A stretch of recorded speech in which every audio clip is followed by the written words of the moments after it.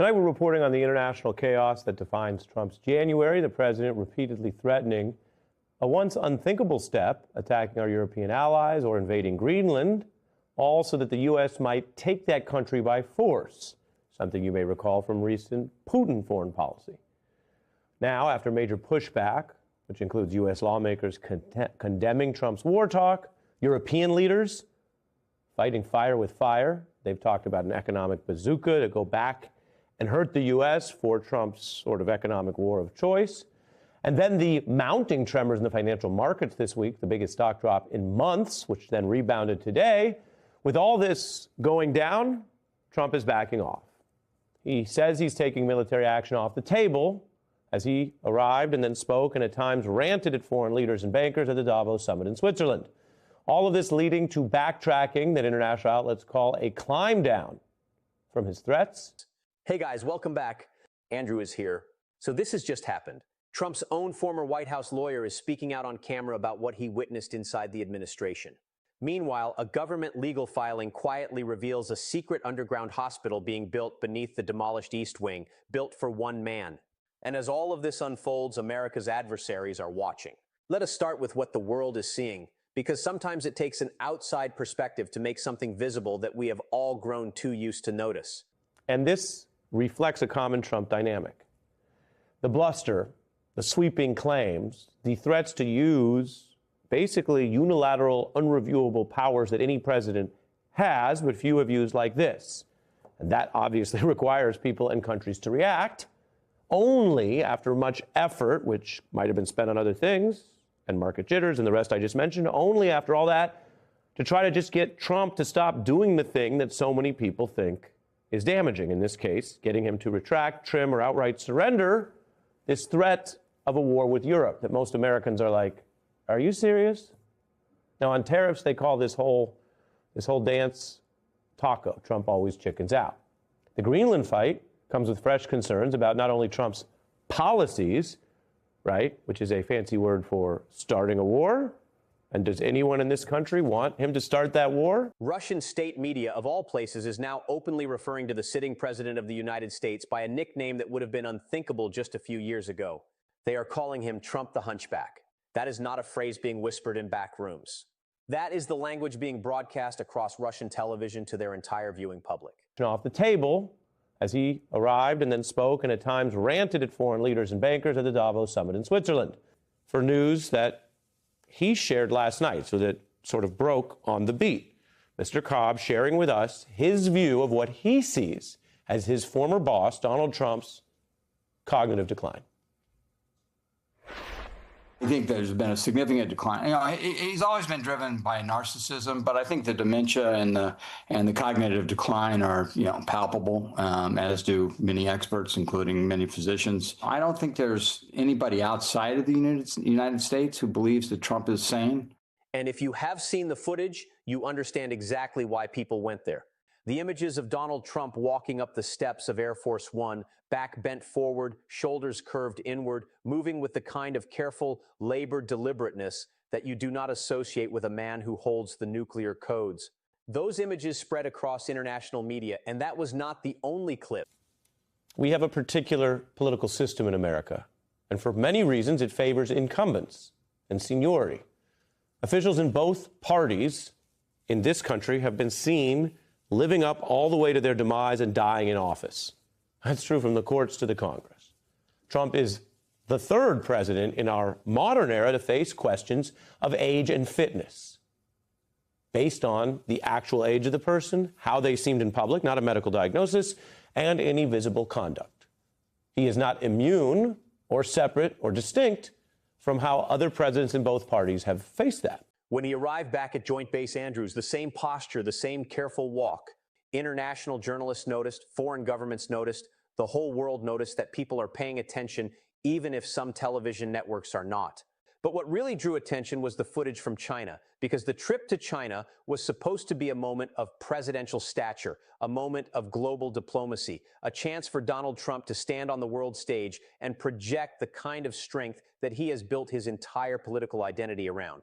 Lower than most second-term presidents. There's a growing protest movement at home. He's got a midterm panic, and I actually have a report on that later tonight about how he's trying to game that and why it may not work. But all of that brings me to what I'm showing you now. Trump's volatile conduct, lashing out on the world stage, showing that apparent confusion. This is a core part of these wider problems that he's facing in a rocky term, to say the least, that is heading towards midterms and his lame duck era. Instead, what the cameras captured was something very different. When Trump first arrived and stepped off the plane, the footage showed him navigating each step with visible difficulty, moving one step at a time, slowly, carefully, as though each foot placement required serious concentration. This is not how a man projects power on the world stage. This is how a man survives a staircase.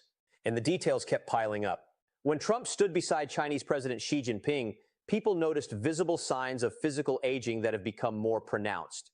And then came the handshake, or rather what was supposed to be a handshake. Trump appeared to make contact with Xi Jinping's hand in a way that seemed awkward and uncertain, not the firm, commanding grip you would expect from a man who once made a theatrical performance out of his handshakes. This was something else entirely, something that raised questions nobody in the room seemed willing to say out loud. Now here is where this story takes a turn that elevates it far beyond typical political commentary.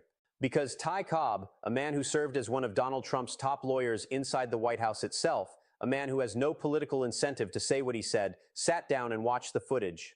And then Ty Cobb opened his mouth and said what he actually believes. He did not hedge. He did not soften it into meaninglessness. He went straight to the point. He said this is not simply his personal view.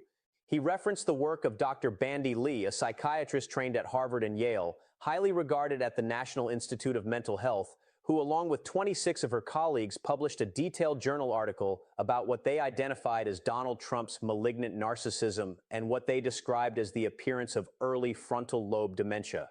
And Ty Cobb's assessment was direct in its seriousness. He said the symptoms have only gotten worse. He called them remarkable at this stage, and then he pointed to something specific, something that mental health professionals consistently flag as a significant warning sign when discussing cognitive decline. He called it wake-sleep reversal, the pattern of being awake at hours when the body should be resting, and he pointed directly to Trump's own behavior as evidence. The late-night posts, the social media activity at hours when most people are long asleep, the unusual messages going out into the world in the middle of the night.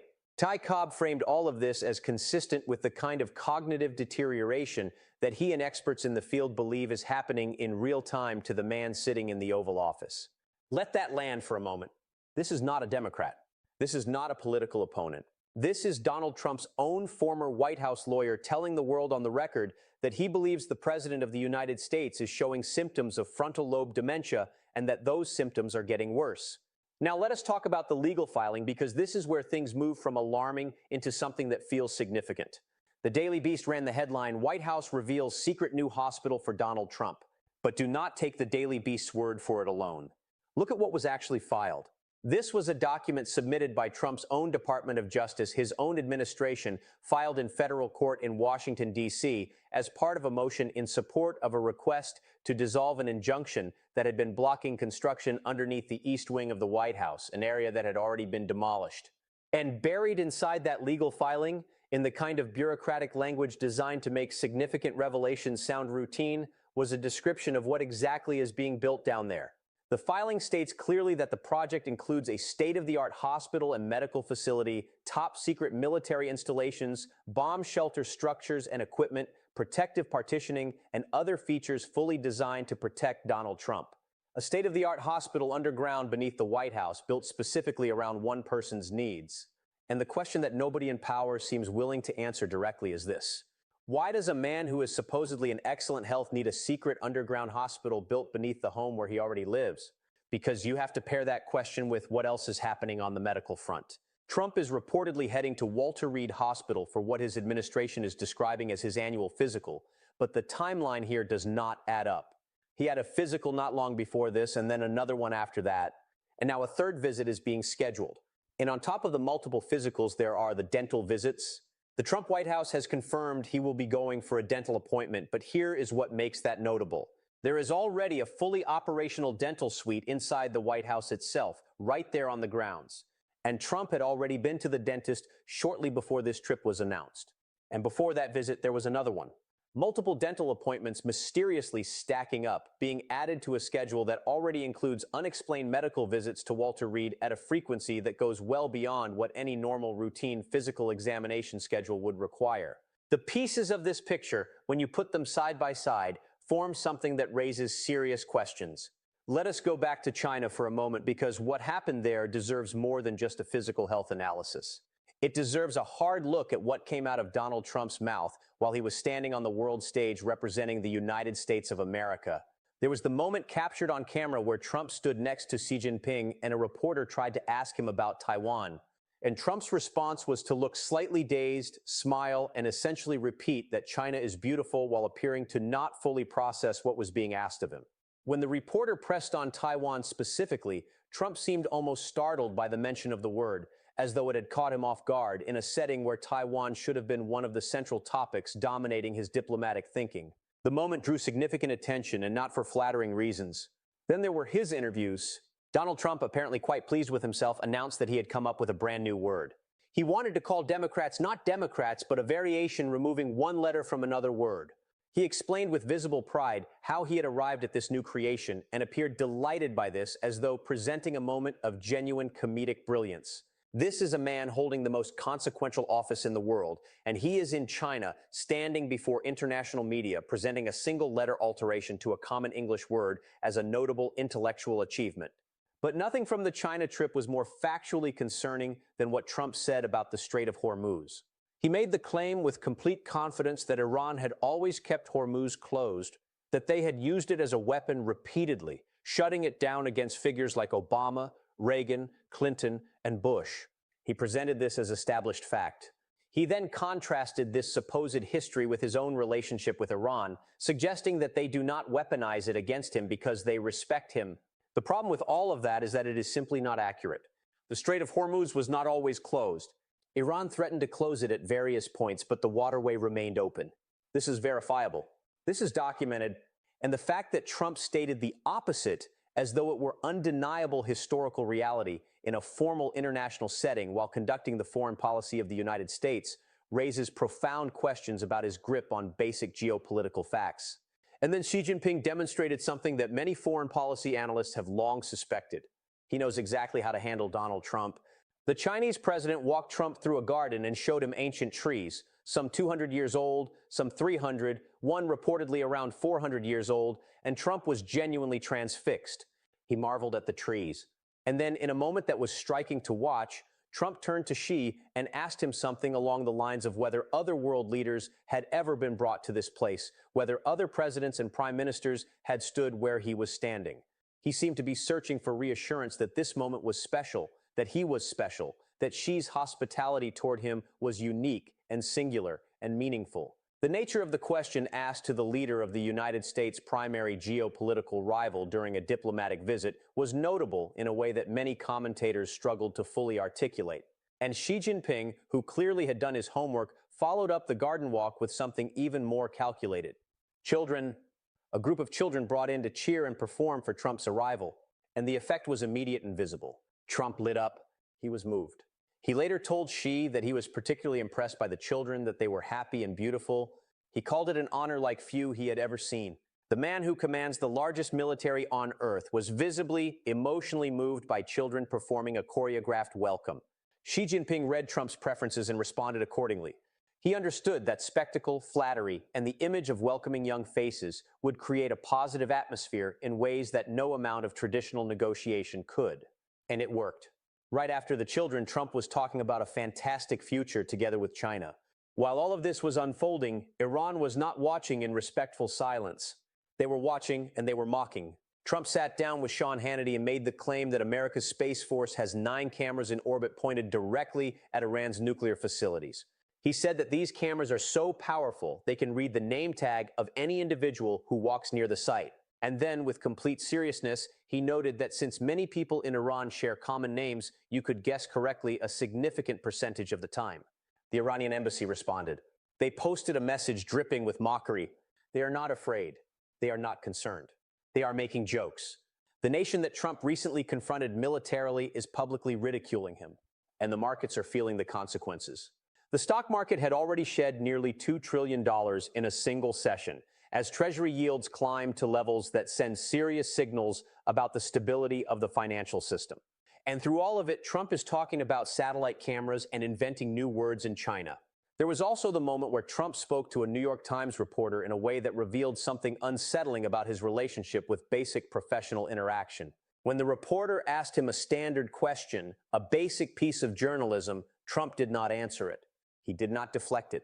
He called the reporter a fake person, not a fake news reporter, not a biased journalist, a fake person, as though the individual standing before him was somehow not real. His inability to filter or modulate his response to a simple question from a credentialed member of the press was flagged by multiple observers as exactly the kind of behavioral symptom that Ty Cobb and the mental health professionals he referenced have been pointing to. And then came Trump's closing remarks on Taiwan, which managed to be both geopolitically significant and strangely revealing about where his thinking actually is. He described Taiwan as a small island 59 miles from a very powerful big country, while America is 9,500 miles away. He seemed to be building toward a justification for abandoning Taiwan, framing the entire question of the island's defense as a logistical inconvenience rather than a matter of international law, democratic solidarity, or decades of American foreign policy commitment. $12 billion in weapons, he acknowledged.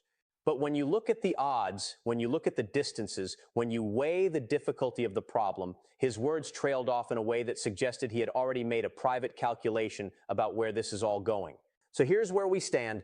The world is watching a man who cannot walk down airplane stairs without visible difficulty, whose own former White House lawyer is using the words frontal lobe dementia on national television, whose administration just filed a legal document revealing that a secret underground hospital is being constructed specifically to care for him, who is showing up for multiple physicals and unexplained dental visits at a frequency that does not match any normal routine, who traveled to China and confused the status of the Strait of Hormuz, asked Xi Jinping if he was a special guest among world leaders, and became visibly moved by children performing a choreographed welcome, who is being openly mocked by Iran, ridiculed by Russian state television, and carefully managed by the most sophisticated foreign adversary the United States has ever faced, and who told the world that his decision-making on a military strike was driven largely by public relations, not strategy, not security, public relations.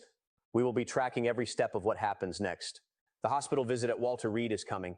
The dental appointment is coming. The underground facility is being built right now beneath the demolished East Wing. And the question that every American deserves an honest answer to is simple.